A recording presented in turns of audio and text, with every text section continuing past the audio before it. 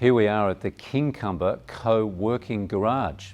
It's a place for innovators. It's an industrial space made for people with great ideas or people that need a little bit of space to make things happen. And we're here today with one of the co-founders of this garage, together with a fantastic Central Coast-based business, Josef. So here we are. This is like a great space. It's an industrial space. It probably was a car workshed before or something like that. It was actually a organic, some sort of organic market that was there before. Right? Yeah. It's been gyms in the past. Yeah. It's been a few things. So there's a bit of energy in here, a bit of industrial energy. Yeah, it's good because we're, as a tech business on the coast, we realized that if we wanted to create an atmosphere for like minds, we needed to do it ourselves. Yeah. And so we found this space and it became available to us, and here we are. How fantastic. I mean, I can see around you've got all of the toys and the fun things that apparently came out of Google's mind. The ping pong table and the pool table. There's probably beer in the fridge out there. There's actually a fridge back there that's just beer. But it's good. We have a barbecue sometimes on Thursday or Friday, and interact with the local community over here. And you've been doing this for about 1.5 years, haven't Correct. you? You've been here for 1.5 years. How's it gone? How's it? This was the idea of my business partner Goff Venter at Image Cloud, of getting a space of like-minded individuals, especially within the tech community. You have to bounce ideas off each other and be in a creative environment. Coming from a corporate background, as he did, and I'm from a creative background, it was a good fit for us to do this. And I know that we've, in the past, certainly with you, we've tried to do things similar with you in your spaces in Gosford, and it just wasn't the right time. Yeah. And so we thought this was the right time. There's a bit of a feeling that, I mean, we're going around the coast in this interview series. I mean, there's a few starting up. I mean, there's one right next door. Correct. Where Alison and Rachel have started off their creative space. It's the sort of yin and yang thing going on here. I mean, they tell me they had no idea you were here when they picked it up. So it was kind of like organically happened. So the time perhaps has come for these things. I think so. I think that the one thing that's happened on the coast, especially in the past 5 years, is that there's been a lot more people coming from Sydney that are available to work on the coast, even if their employers are still in Sydney, doing remote working. Yep. So as remote working has become more feasible in the work environment, places like this are popping up, and we're just on the coast. We're a bit late to the game, where they've been doing this quite successfully in other areas around, and it's certainly taken a bit of time to convince the powers that be on the Central Coast that this was worthwhile. I mean, we worked hard to get those sort of more official corporate style ones at Gosford, the Smart Work Hub, and at Nexus, but these ones here seem to me to be, first of all, they're entirely privately driven out of a company basis, which is interesting that you guys have based your company here, and then in a way you kind of open up your space to others. Yeah, well, they're a bit different. The Nexus and what was going on in Gosford was really about the commuters that are going into Sydney and giving them a space to work for the day as they need to. The people that we find that come in here are people that want to be here for a period of time. Yeah, right. They live on the coast and they're coming here to work.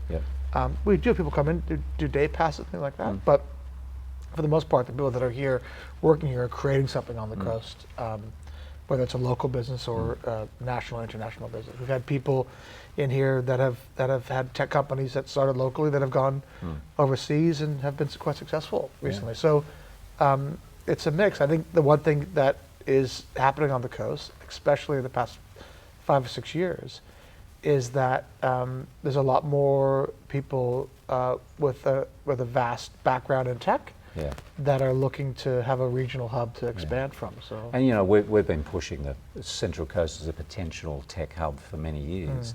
I noticed that all of the hubs I go to, you have NBN nodes basically right out the front of your offices. I mean, how's your telcos here? How's it working for? Well, except for here. So maybe the ones you've been to. Yeah. I mean, the Liberal policy of doing exactly the opposite of the previous Labor policy of the NBN has made it difficult for all businesses in regional areas because, businesses like ours would have loved, fiber to the premise, and fiber to the node has been even tough for this office as well.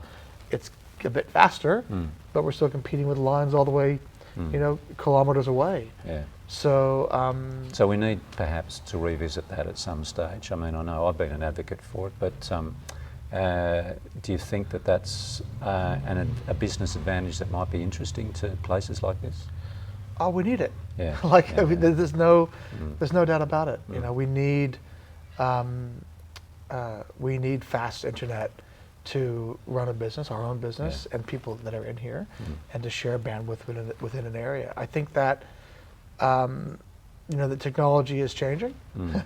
The technology is constantly evolving in the NBN space, and with the new microfibers going down existing lines, things like that, it'll get faster. But we could have already had it. Yeah, well, and that's a shame. It is. The thing is, there seems. I mean, everything you do. I'm going to ask you about Image Cloud, because Image Cloud, of itself is in a cloud. It's on various servers all over the world. Correct. So you are entirely reliant on really good broadband and reliable broadband to you and your client? Actually, no. Because we run our platform. Yeah. I mean, from this office. Yeah. And from a satellite office we have in Spain and in Manila. Image Cloud's based here in South Kincumber. Yeah. That services 18 countries around the world with it's 12,000 users. Oh, so that's brilliant. And so we use Amazon Web Services technology to do it. We don't rely on we rely on fast internet for communication with our remote offices, not for servicing our clients. Gotcha. Having said that, there is a server room over there that was used by a company that needed private servers, and it was almost non-feasible because of how bad the internet is in the area. But it's not. I mean, it's if you're going to be regional, it's a headache we have to deal with. Yeah. So one obvious question is, these things are springing up around it. To me, as I move around, they seem to be answering the question that everybody wants. I want to live and work locally. I want to have a good workspace, good colleagues, but I also want to be paid reasonably well too. What do you think, in a regional perspective, policies and future governments might do to help stimulate these sort of environments? Well, regardless of who's in Canberra in the federal government, in New South Wales we're already at a disadvantage when it comes to tech, and certainly regionally, compared to Queensland, where they are so innovative in terms of the way they fund businesses. For instance, I had breakfast yesterday with a mate of mine that's moved his company basically to Queensland. Employs his people in Queensland, does all their tech in Queensland because of the assistance he gets to employ people in Queensland in tech, to the extent where they actually pay for him to have their offices within a tech hub, because they know that the $1,500 investment in their office space means jobs, means employment, means that they have security, that they don't have to worry about where they're going to be, and that's just something that the state government here is just completely out of touch with. And we're in an environment in New South Wales, even in these regional areas, where they can be really supportive of creating IP. And what happens is we get so focused on healthcare, we get so focused on mining, we get so focused on the big ticket items where there's export, we don't realize there's all this other innovation happening. And it gets overlooked. I mean, innovation was a fantastic thing at the last federal election. I mean, Malcolm Turnbull was pushing it really heavily. It was on the front pages, and the Labor Party had good discussions and policies around innovation, but it all seems to have gone a bit quiet at the moment, which sort of worries me. I mean, it's obviously still happening out there. Do you think that we need to refocus on these things, refocus on it? This is the sort of work of the future, really, isn't it, what we're doing here? I think it's really important that any federal government focuses on the IP that we create here, that we sell outwards. And having actually gone and seen Malcolm Turnbull speak in Sydney when the innovation, their innovation initiative came about, and what they were promising, what they were going to happen to do, was obviously his own policy that he wanted to push forward, what those around him didn't agree with. and that's an intrinsic issue within the LNP. Yeah. Right. You may have the Sydney Liberals that know that, the Eastern Suburb Liberals that know that innovation comes from Sydney through technology is going to help the economy, but they're totally controlled by the Nationals and the North Shore idiots like Tony Abbott that don't understand it. And so their policies are hamstrung. I mean, what Turnbull came out with at that time was pretty much a Labor policy to many degrees, or it was something that Labor could get in front of, and he just backed away from it completely. Yeah, it's I saw a disaster presentation here in Gosford 4 years ago with Christopher Pine and Lucy Wicks try to explain their copper policy to a room full of techies who were saying, "What are you doing? It was a bit of a train wreck. I think you might have been there. Yeah, it was a bit of a train wreck. There were liberal people in the room, liberal supporters in the room that were saying, "Okay, are you not listening to your constituents to tell you that just doing the opposite is not going to be good for the environment, for the business environment?" Yeah. And so it was a funny time. I don't know how to entirely repair that. However, pragmatically, we can possibly go back to some of those good principles and move it. I want to ask you though, because New South Wales, you compared New South Wales and Queensland, which is very interesting because the New South Wales startup scene seems to now have been entirely dominated by Sydney, the Sydney Startup Hub, which is fantastic. Which is brilliant. You've got to say, it's a fantastic building. It's fantastic. We've been doing some work with Jobs for New South Wales, which has been quite good, but that I haven't personally been involved with. My business partner has been, but they've recognized ImageCloud as a regional business that needs a space in Sydney. Yeah. So we have access to full boardrooms when we have business meetings or anything that happen in Sydney. They do recognize the fact that we need that. Yeah. Having said that, why isn't there one in Newcastle? Why isn't there one in? Why don't these exist in other places?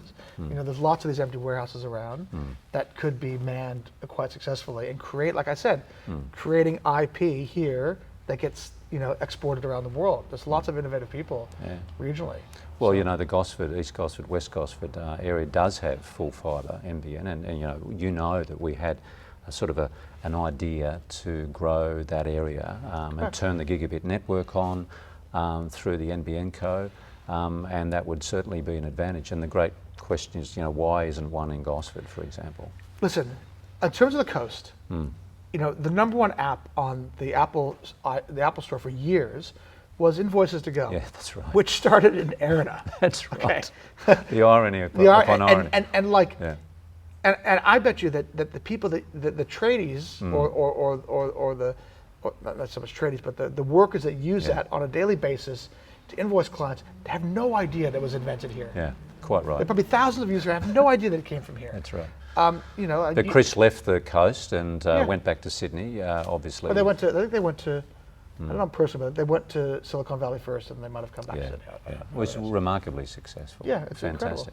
Incredible. And look at the innovators that have come from the coast. Evan Thornley. Yeah, exactly. Evan Thornley is one of the most most renowned innovators in Australia when it comes to technology. He's from Greenpoint. Yeah, it's incredible. Right? So well, we also had MicroBee, which was one of the biggest selling personal computers, and they exported all around the world. It was based again in West Gosford. Yeah. And when I moved to Sweden and Norway, every school had a MicroBee computer. It's amazing. Instead of an Apple computer. We've got a great history up here, but we don't seem to be able to take it seriously, perhaps.